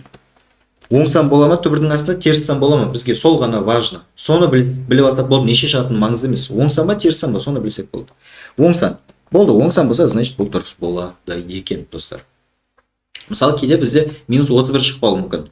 Мынаны орнына келсек, 5 минус 31 ол бізге теріс санды береді да, значит ол жауап болмайды деп айтушы едік. Түсінікті, енді біздің жағдайда плюс сан шығып тұр, значит сол не істейді, жауап бола алады екен, достар. Осындай 15-ші есеп. Сосын мынандай нәрсе. Бізде жұп дәрежелі түбірдің астындағы fx болса, біз жаңағыдай қойып тексереміз. Тексеру керек. Жұп дәрежелі болса 2, яғни жұп деген 2-ге бөлінетін сандар. 2, 4, 6, 8 и так далее кете береді. Ал егер тақ дәрежелі түбірдің астында fx болса, онда біз тексермейміз. Сразу жауап. Міне. Тексермейміз ол кезде. Өйткені мынандай нәрседе, мысалға түбірдің астында минус 4 десем, бұның шешімі жоқ уже. Бұның шешімі жоқ. Ал егер 3 дәрежелі түбір асты минус 8 десем, онда ол минус 2-ні бере алады. Осы үшін, міне, біз мына жерде тексермейміз деп айттым. Жаңа тақ болған кезде, жұп болған кезде тексереміз деп айттым. Ол есептің шартында. Мысалы, бізде жұп тұрғандықтан біз жауапты орнына қойып тексереміз. Егер бізде мысалы мына жерде 3 болғанда, біз оны тексермейді екенбіз. Келесі бізде 16-шы есеп. Енді 16-шы есепте 3 дәрежелі деп тұр. Міне, жаңа айтылған нәрсе осы. Енді мына жерде 3 дәрежелі болса, демек мен не істеймін? Міне, мынаның 2 бетін 3 дәрежелеймін. Мына x ненің ішінде тұр, сол ғана бізге маңызды. X ненің ішінде тұр? 3 дәрежелі түбірдің ішінде тұр. То есть мына жерде квадрат түбір тұр екен деп квадраттап отпаймыз да. X ол бізде главар. Осыған қараймыз, ол ненің астында тұр? Ол 3-тің астында тұр. Сондықтан екі беті кубталады. Кубтаған кезде мына екеуі қысқарады да, бізде x минус 3 тең болады. Түбір асты 3-тің кубы. Түбір асты 3-тің кубы болған кезде мына куб бар емес па? Сразу мынаны ішінен кіріп кете салады. 3-тің кубы бола салады, бітті. Өте оңай. Сонда осы жерден енді x минус 3 тең болады бізде түбір астындағы 27, Енді x минус 3 тең болады. Давайте мынаны ақшамдасақ болады. 27 деген ол бізде түбірдің астындағы 9 бен 3-тің көбейтіндісі арқылы жазсақ болады ғой. 9 деген ол квадрат түбірден 3 болып шығып кетеді. Сонда ол 3 түбір асты 3-ке тең бола алады. Сонда мында 3 түбір асты 3-ті жаза саламыз. Осы жерден x-ті табатын болсақ 3 түбір асты 3 қосылған 3 болады. Яғни мынау қалды орында, мынау плюс таңбамен барды. Осындай жауапты көрсетсек болады. Көп жауаптықта келетін болса, немесе мынаның альтернативті жауабы, яғни баламасы ол былай болады. X тең, мынада да 3 бар, мынада да 3 бар. Жақтан сыртына шығып кетеді. Мына жерде 3 түбір асты 3 еді, 3-ін шығарып жібереді, түбір асты 3 қалады ішінде. Қосылған. Енді мына жерге көбісі 0-ді жазып қою мүмкін, олай шатаспаймыз достар. Мына жерде өзі 3 бар. Біз оны алдына қарай шығардық, міне жақшан алдына, орнында 1 қалады. Любой нәрсе өзі алдына шығып кететін болса, орнында 1-ді жазып кетеміз, міндетті түрде. Мысалы, мынау да жауап, мынау да жауап. Екеуі бір нәрсе ғой. Просто кейде мынаны көрсету мүмкін, кейбір нұсқада мынаны көрсету мүмкін да. Так что екеуін де біліп жүріңіздер. Осымен 16-шы есеп тәмамдалды, келесі 17-ші есеп. 17-ші есепте дәл бағанаға айтылып еді, есептің ең басында естеріңізде ма? Егер көбейтіліп тұратын болса, әрқайсысын жеке-жеке нөлге теңестіре береміз. Бірақ мына жерде 0 болуы маңызды деп. Ұлттық бірыңғай тестілеуде именно мынандай есептерде всегда мынаяқта 0 тұрады. Не переживайте деп қойсаңыз, короче, осыны енді қалай шығарамыз достар? Мынаны алам жеке нөлге теңестірем, мынаны алам жеке нөлге теңестірем. Сонда 9 азайтылған x-тің квадраты тең болады 0-ге. Осы жерден 9-ды былай қарай өткізіп алатын болсам, минус x-тің квадраты тең болады минус 9-ға. Екеуінде де минус таңба бар, минус 1-ге көбейтіп жібере салайық. Сонда бізде x квадрат тең болады 9-ға. Квадраттан құтылу үшін бағана айттым, түбірді қолданамыз, x тең болады. Жұп дәрежелі түбірді қолданған болсаңыздар, алдына плюс-минус міндетті түрде қойылады. Плюс-минус 3 болады міне. Окей, енді аламыз да мынаны 0-ге теңестіреміз. X қосылған 2 тең болады 0-ге. Осы жерден x тең болады минус 2-ге. Енді осылардың әрбір жауабын мына x-тардың орнына қойып тексеріп көреміз. Мына x-тардың болғанда, мына түбірдің астында x-ке қойсаңыздар бірден болды. Осы бізде важно. Өйткені мынаның анықталуы болса ол любой сан да. Мынаның анықталуы болса ол любой сан. Минус x-тен плюс x-ке дейін. Или мені ашытпаш дейтін болсаңыздар, просто орнына қойсаңыздар и все. Мынаны да орнына қойып кете бересіз. Мысалы, бізде қандай жауаптар шықты? Минус 3 шықты, 3 шықты, минус 2 шықты. Әрбірін мына x-тардың орнына қойып тексересіздер. Мына бірінші жағдай. 9 азайтылған 9, мына жерде минус 3 плюс 2. Түбірдің астында мынаның барлығы. Енді сіздер ойлауларыңыз мүмкін, мына екеуі 0-ді береді, мына жақта не важно, ол полигон 0-ге айналып кетеді. Жоқ, қателесесіздер ол кезде. Минус 3 плюс 2 ол минус 1 түбірдің астына теріс сан болып қалды. Естеріңізде болса, мен бағана мына есепті шығарған кезде айтқам. Орнына қойған кезде түбірдің астына теріс сан болатын болса, ол жауап бола алмайды. Никак. Значит, мына жерде де тура сол әңгіме. Міне минус 3-ті мынаның орнына қойып едік. Минус 3 плюс 2 ол бізде минус 1-ді берді. Яғни түбірдің астына теріс сан болып қалды. Демек мынау жауап бола алмайды. Хотя мына жерде 0-ді беріп тұрса да. Түсінікті ма? Екінші жағдай дейсіздер де тура осыны тексеріп көресіздер. Мынаның орнына 3-ті, мынаның орнына 3-ті қоятын болсақ, в принципе, екеуі де бізге қанағаттандырарлықтай жауапты бере алады. Демек, 3 ол жауап бола алады міне. Мынау жауап бола алады. Минус 2-ні қоямыз мына жерге. Минус 2-ні қоятын болсақ, мұнда 4 болады. Мұнда минус 2 ол 0-ді береді. 0-ді беру ол окей. Міне. 0-ді беру ол окей. Так что дұрыс. Главный бөлшектің бөлімінде нөлді беріп қалмаса болды. Қайталап айтамын, бөлшектің бөлімінде нөлді бермесе болды. Бөлшектің бөлімі деген мынандай асты бөлшектің. Сол жерде нөл болып қалмаса болды. Егер ол жерде нөл болып қалатын болса, ол проблема уже бізде. Ол кезде біз ол нүктені, ол түбірді, ол x-ті біз алмаймыз ол кезде, хорошо? Ал енді бізде ондай нәрсе емес қой. Бізде бөлшектің бөлімі деген ұғым жоқ мына жерде. Барлығында бір линияда тұрған теңдеулер. Тек қана мына жерде түбір асты квадрат түбірді көріп тұрмыз. Осының орнына әкеп -2-ні қойған кезде оның орнына 0-ді бере алатын болса, тогда ол нормально, и ол жауап бола алады. То есть мынау да жауап болады. Сонда есептің жауабы ол былай болады. Жауабы ол 3 және -2 екен. Все. Келесі бізде 18-ші есеп.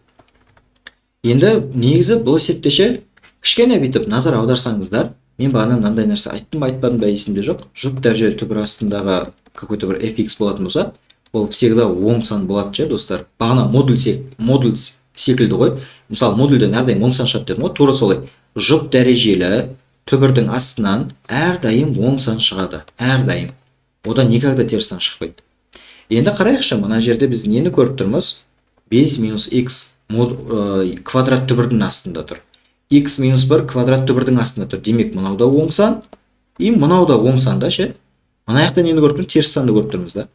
Мына қарашы енді, оң санға оң санды қосатын болсаң, результат оң сан болмай ма? Мысалға 2-ге 3-ті қосасың, 10-ға 7-ні қосасың, 170-ге 176-ны қосасың.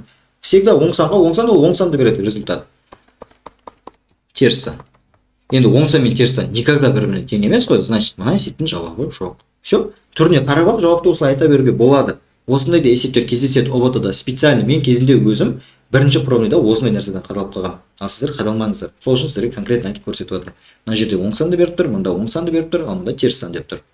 Демек, бұл не болады уже бізде? Шешімі жоқ болады. Яғни мына оң сан, и мына жақта теріс сан. Окей, все, барлығы нормально. Бірақ бұл жұп дәрежелі болған кезде ғана, скорее всего, ОБТ-да сіздерге жұп дәрежені береді теңдеу ретінде. Келесі бізде 19-шы есеп. Енді мынандай есеп келді. Бұл жерде байқайтын болсақ, мынау оң сан, и мынау да оң сан. Нормально оң санға оң санды қоссам, оң санды бере алады. Значит, мына теңдеу шығады уже әрі қарай. Бұны шығару керек. Енді оны қалай шығарамыз? Бұны шығарған кезде лажы барынша теңдеудің бір бетіне бір түбірді қалдырыңыздар, келесінің екінші бетіне өткізген кішкене ұтымдырақ болады, достар. Яғни, мынаны былай қарай өткізіп аламыз.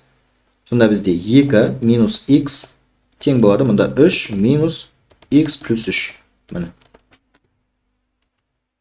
Яғни, бағана біз былайынан айтып едік қой, мына жерде fx болған кезде тең любой сан деп ше, любой өрнек, ол не важно. Міне, сондай нәрсе әкеп тұрмыз ғой біз. Мына жерде түбір тұр астында, и мына жерде андай нәрсе тұр. И енді бұны қалай шығарушы едік? Біз мынаның екі бетін бүйтіп квадраттайтынбыз, есімізде шығар. Демек, мынағанда дәл сол әрекетті жасаймыз міне. Мынаның екі бетін квадраттаймыз. Мына бетіне қазір қысқаша көбейту формасы қолданылады, а минус b-ның квадраты деген. Міндетті түрде жазып жаттаңыздар ол нәрсені, интернеттен тауып алсаңыздар, мен жазып уақыттарыңызды алмай қойын. А квадрат минус 2ab плюс b квадрат деп. Вот сол нәрсемен ашу керек мына бетін. 3-тің квадраты, мынаның квадраты деп жаңалық ашпаймыз, иә? Мына жерде мынау екеуі бір-бірімен қысқарып кетеді. 2 - x тең болады. 3-тің квадраты 9. Қайталап айтамын, бұл қысқаша көбейту формасымен ашылып жатыр қазір. Азайтылған 6 түбірдің астында x қосылған 3. 6 қайдан шықты десеңіздер, міне. Мына үшеуі бір-бірімен көбейтіледі. Минустан басын ұмытпаймыз. Қосамыз, міне, мынаның квадраты. Бұны квадраттасақ, x қосылған 3, міне. И мында квадрат. Мына екеуі не істейді? Қысқарады. Сонда қысқарған кезде бізде тек қана не қалады? X плюс 3-тің өзі ғана қалады. Енді, дальше не істейміз әрі қарай? Енді ұқсас мүшелерді жинақтап аламыз қазір. Барлығын давайте бір бетке қарай өткізіп алайық. Сонда бізде 2 азайтылған x, азайтылған 9, азайтылған x, азайтылған 3 тең минус 6, мұнда x плюс 3. Ұқсас мүшелерді біріктірейік. Минус 2x, 2 азайтылған 9, минус 7, минус 3, минус 10. Тең болады минус 6, мұнда x қосылған 3. Енді біз не істесек болады? Мына жерде, мысалы, байқып қарайтын болсақ, барлығын минус 2-ге бөліп тастай салсақ болады ғой, иә? Чтобы есепті сәл жеңілдету үшін. Бөлмей ақ та шығара беруге болады. Просто бөлетін болсақ жеңіл да. Вот математикада осындай нәрселерді көрте білу керек, достар. Минус 2x-ті минус 2-ге бөлем, менде просто x қалады. Мынаның минусы мен мынаның минусы плюсті береді. Минус 10-ды бөлемін минус 2-ге плюс 5-ті береді, достар. Я минус 5-ті жазып қоймаймыз, плюс 5-ті береді. Минус 6 түбір x плюс 3-ті минус 2-ге бөлетін болсам, міне алдындағы сандар ғана бөліне салады. Минус 6 бөлінген минус 2, ол бізде плюс 3 x қосылған 3 болады міне. Окей, күшті ма? Күшті. Енді ары қарай не істесек болады? Енді ары қарай мына есепті шығарудың екі әдісін жалғастырып жіберсек болады. Бірақ екі әдіспен миланды ашпай қояйын, давайте. Тұрған жерінен қайтадан квадраттай салайық и все. Мынаны аламыз да былай. Немесе сіздерге түсініктірек болу үшін мен былай көрсетейін міне. 3, мында x қосылған 3 тең, мында x плюс 5. Яғни мен мынандай формаға келтіріп тұрмыз ғой, көрдіңіздер ма? Мына жақта түбір тұр, мына жақта любой бірдеңе тұр. Аламыз да бүйтіп квадраттай саламыз екі бетін. Сонда 3-тің квадраты ол бізде 9 болады. Түбірдің квадраты ол просто өзі жазылады. Егер осылай жазып қойсаңыздар, онда ол қате уже. Міндетті түрде жақшамен жазылу керек. Квадраттадық па, қысқарды ма, мынау жазылған кезде x плюс 3 деп не болу керек? Ол жақшамен жазылуы керек. Тең, мына жерде x квадрат қосылған 10x қосылған 25. Бұл қайдан шығып жатыр? Қысқаша көбейту формуласынан. Енді мынаны ашатын болсақ 9x қосылған 27 тең болады. Мұнда x квадрат қосылған 10x қосылған 25. Барлығын бір бетке жинақтап жібереміз. x квадрат қосылған 10x азайтылған 9x қосылған 25 азайтылған 27 тең 0-ге. Главар қаяқта, сояққа жинақтаймыз достар. Главар оң жағында тұр, барлығын оң жағына қарай өткізіп жібердім. Окей? Енді ұқсас мүшелерін біріктіретін болсақ, x квадрат қосылған x азайтылған 2 тең болады 0-ге. Просто ұқсас мүшелер біріктірдім. Плюс 10 минус 9 плюс 1x болады, плюс 25 минус 27 минус 2-ні береді. Енді мынаны ветпен шығара салатын болсақ, бізде x-ан 2 жауап шығады достар. Так, оны мен басқа цветпен есептің жанына жазам. Аха. Міне мында жазайық. Ветпен шығаратын болсақ, оның көбейтіндісі минус 2-ні беру керек. Ол деген бізде 2 және 1 деген сандар, скорее всего. Енді минус қайсысына қойылады? 2-ге қойыла ма, әлде 1-ге қойыла ма? Ол жерде қосындысы минус 1-ге тең болу керек. Плюс 1 емес, минус 1. Немесе миларыңызда ашпай-ақ дискриминант өте әдемі әдіс. Минус 1-ді беретін болса, онда 2-де минус 1 болады. То есть минус 2-де 1 болады достар. Минус 2-де 1. Енді бұны бірденнен жауапқа апарып қоя саламыз ба? Вариантқа белгілейміз ба? Жоқ. Асықпаймыз. Вариантқа берілуге асықпаймыз достар. Міндетті түрде мынаның орнына қойып тексеріп көре салыңдар болды. Сонда мінекей түбірдің астында 2 минус, бірінші мынаны әкеп қояйық. Минус 2. Оң сан бола ма, теріс сан бола ма? Не болатыны не важно? Оң сан ба, теріс сан ба? Сол важно. 2 минустан ба бізге плюсті береді, түбірдің астына 4 шығады. Яғни 2 плюс 2 болып кетеді, 4-ті береді, ол уже оң сан, значит нормально. И мынаның орнына қойып тексеріп көреміз міне. Минус 2 плюс 3. Минус 2 плюс 3 ол түбірдің астына 1 болады. Оң сан ба? Оң сан. Нормально, значит, жауап бола алады. Келесі, 1-ді аламыз, тексереміз мені. 2 азайтылған 1, 1 қосылған 3. Екеуінен де оң сан шығады ол бізде. Мынадан да оң сан шығады, значит, мынау да жауап болады. Все. Демек, есептің 2 жауабы бар. Минус 2 және 1 деп ойып тұрып көрсетесіздер ол көзі. Окей.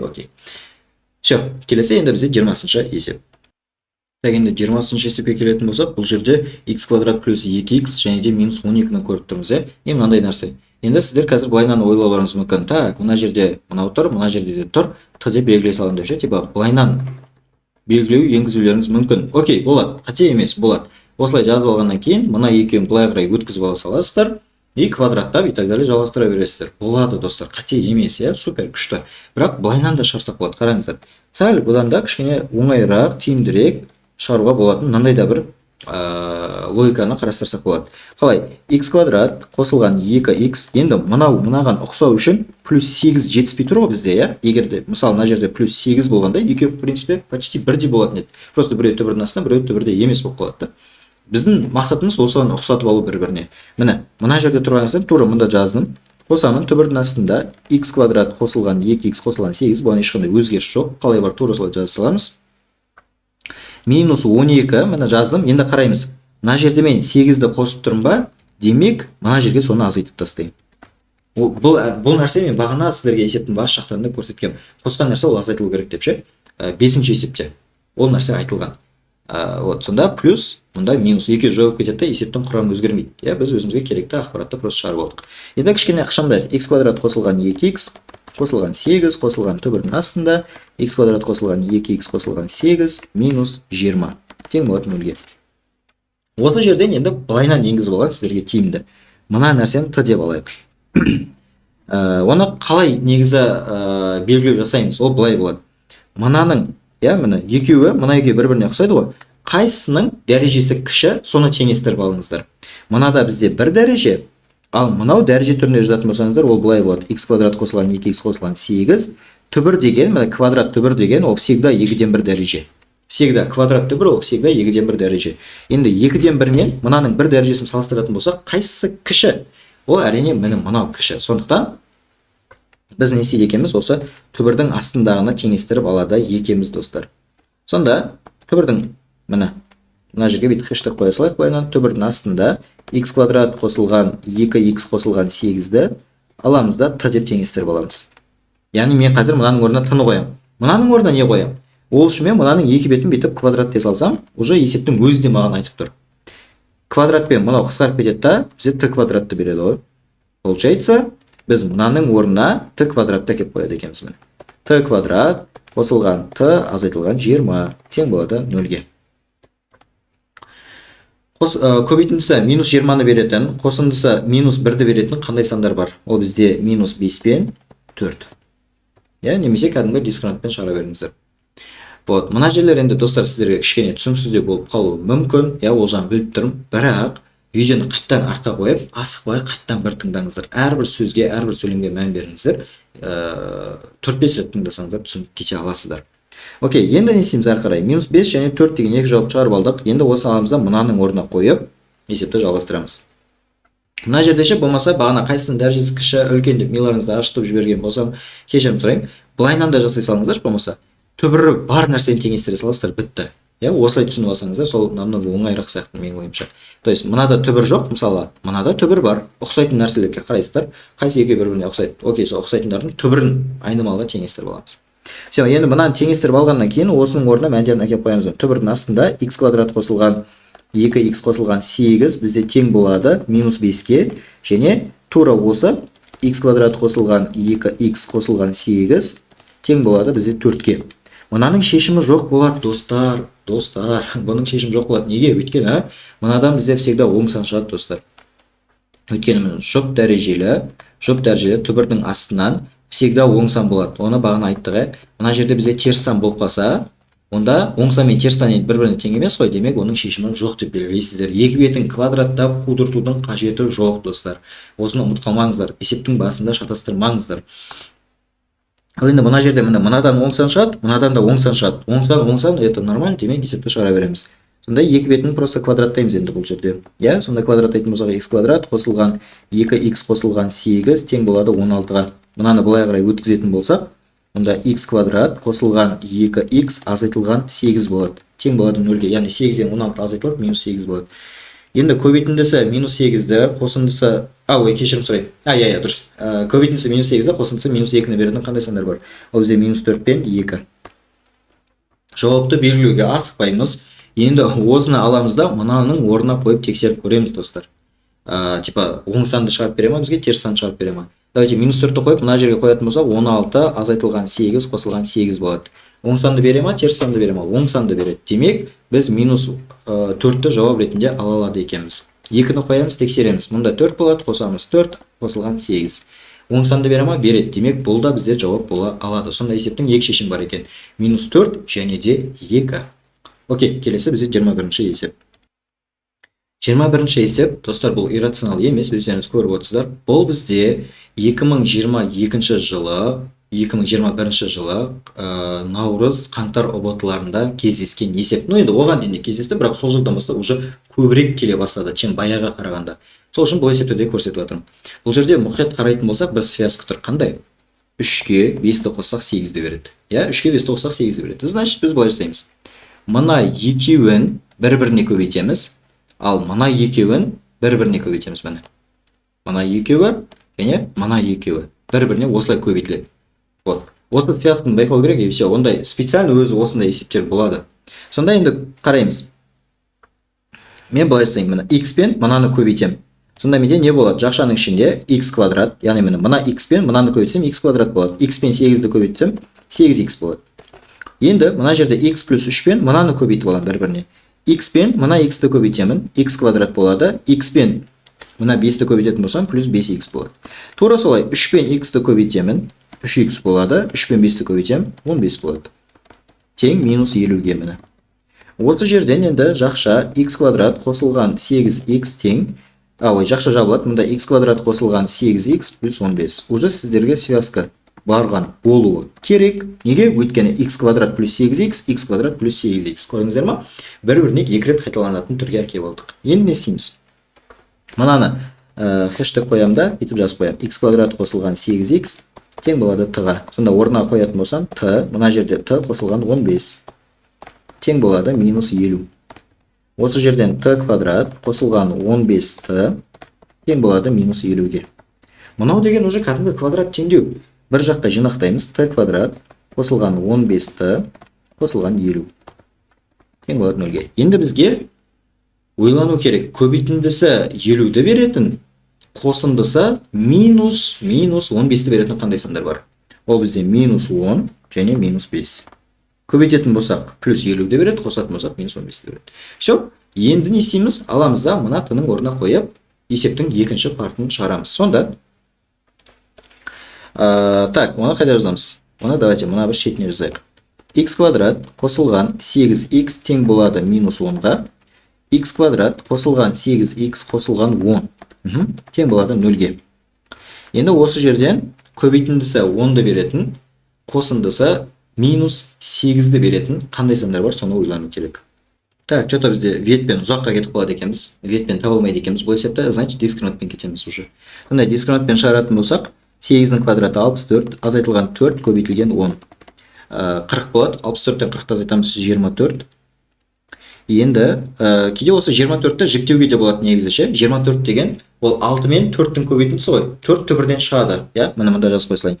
24 ол менде 6 көбейтілген 4. 4-ті бірден 2 болып шығып кетеді. 6 қалып қояды. Получается 24 деген ол 2 түбірасты 6 болады. Мында соны жаза салайық. Сол кішкене математикалық тұрғыда дұрысырақ болады. Енді x1, x2-ні таба саламыз. x1, x2 бізде тең болады минус 8. Мында плюс болса, мында минус жазамыз деп айтқанбыз балалар. Плюс минус 2 түбірасты 6 бөлінген 2. Сонда бізде 2 жауап шығады осы жерден. Минус 8-ді 2-ге бөлеміз. Минус 8-ді 2-ге бөлетін болсақ, минус 4. 2 түбірасты 6-ны 2-ге бөлетін болсам, просто түбірасты 6. Алдына плюсын 1 жазамыз. Мында кеп минусын 1 жасаламыз. Бітті. Минус 4 плюс түбірасты 6, минус 4 минус түбірасты 6 осы 2 жауап болады. Яғни мына жерде плюс мен 1 жаздық, астындағы мына минус мен тағы 1 жаздық. Осында 2 жауап шығып тұр. Окей, енді біз ол минус 10-ға теңестірген кезде шықты, енді минус 5-ті аламыз. Сонда x квадрат қосылған 8x тең болады минус 5-ке. Бір жаққа жинақтаймыз. X квадрат қосылған 8x қосылған 5 тең болады 0-ге. Сосын дискриминант бізде тең болады 8-ның квадраты 64, азайтылған 4 көбейтілген 5 20. Бізден қанша шығады? 44. Түбір астындағы 44. Бұл деген менде 2 түбірасты 11 болады. Өйткені 44 деген ол 4 пен 11-дің көбейтіндісі ғой. 4 түбірден 2 болып шығып кетеді. Мында 2 түбірасты 11 болады. Тура мынау сияқты. Ары қарай x1, x2-ні табайық. Негізі бұл жерде x3, x4 деп жазған кішкене дұрысырақ болады. Неге? Өйткені біз 1-2-ні мында қолданып тастадық қой. Енді мында 3-4 деп жазған, сол дұрысырақ болады. Сонда минус 8 плюс минус 2 түбір астындағы 11 бөлінген 2 міне. Осы жерден x3, x4 бізден 2 жауаптар шығады. Давайте x3 ол бізде неге тең болады? Минус 8-ді 2-ге бөлеміз, минус 4. 2 түбір асты 11-ді 2-ге бөлеміз, просто түбір асты 11. Енді x4-ге тура осы, бірақ ортасын минус қылып жаза саламыз. Яғни мына жердегі плюс мен 1 жаздық, минус мен тағы 1 жаздық. Все, достар, сонда есептің 4 жауабы бар екен. Мынау, және мына астындағы екеуі. Қызық па? Әрине қызық. Бұндай есептер ортада келген ба? Келген. Міндетті түрде жаттау керек. Все, достар, бізде қазір осымен 21 есеп арқылы біз квадрат теңдеуді, модуль теңдеуді, иррационал теңдеуді, рационал теңдеулерді қарастырдық. Осы және өзге де есептерді дұрысырақ, нақтырақ шығаруларыңыз келсе, онда міндетті түрде үй тапсырмасымен шұғылданыңыздар. Сіздерге деген ыстық ықылас, шынайы құрметпен әдеттегідей Қазбек ағайларыңыз келесі видеода аман есен жүздескенше. Барлықтарыңызға сәттілік.